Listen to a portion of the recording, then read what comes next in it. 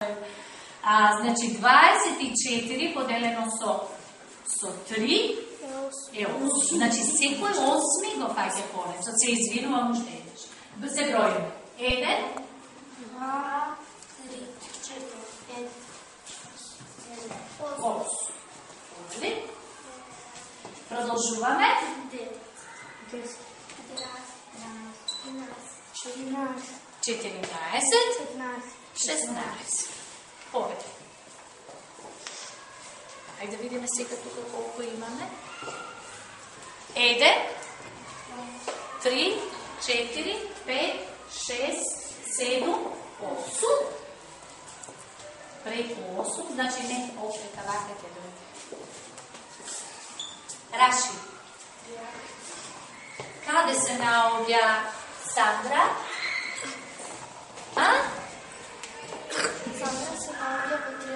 Сандра се наоѓа во триаголник. Што го направивте вие со помош на конец. Денес ќе повторуваме и се што сме учеле за триаголник. Учевме нешто оваа година за триаголник? Да. Спуштете го долу триаголникот.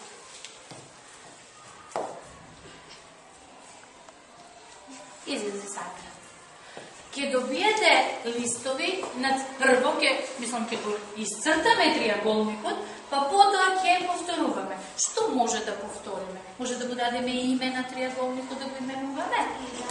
Ајде, еве тука додека сме да го именуваме. Да му дадеме рамностран, не сме го мереле како. Односно со бројот на учениците, да.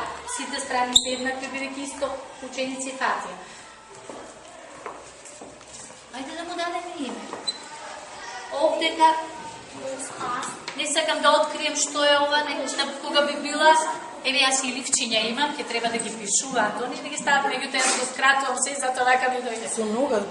Стапни го. Никола. Првата негова буква е Н. Ова буква прва која е на ученичка на другарката? М. Н, М, Л.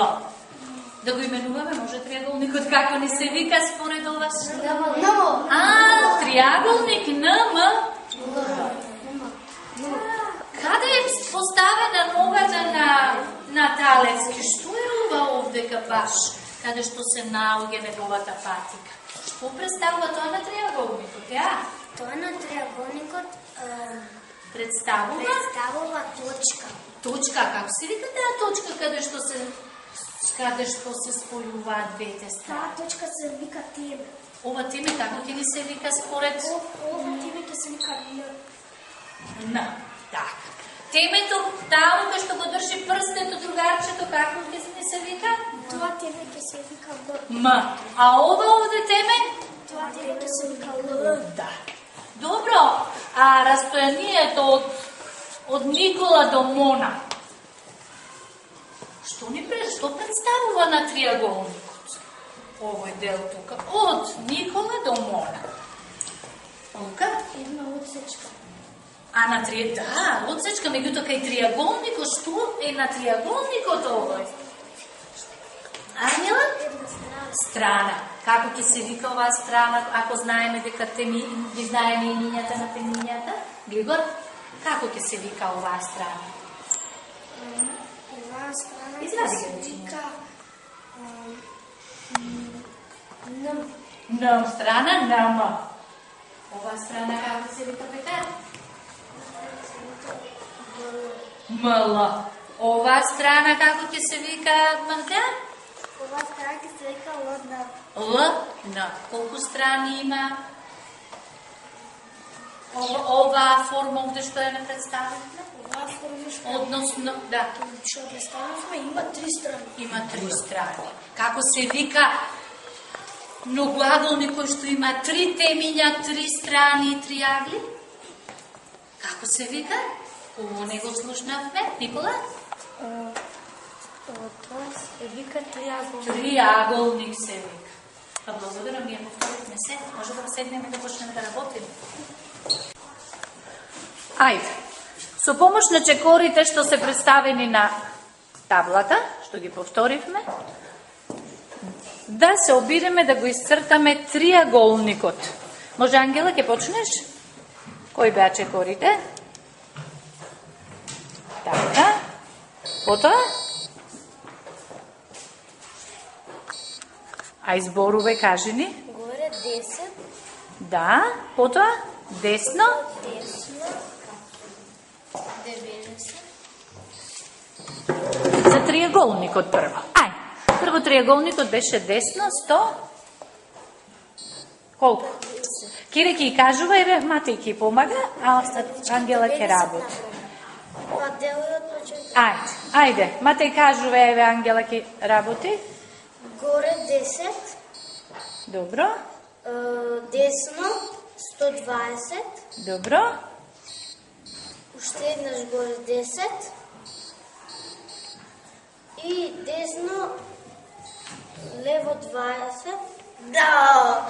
Полека. 120. 120. И уште. И уште еднаш горе 10. Да. Десно 120. И сега?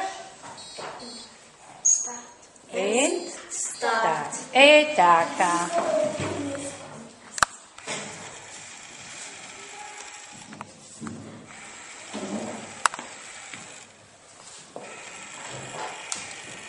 Што добивме, не да? Ние добивме еден триаголник. Триаголник. Што друго, ученици, може да се нацрта со помошта на роботот? Мартин? Со помошта на роботот може да се нацрта квадрат, правоаголник, шестаголник, так. Круг може.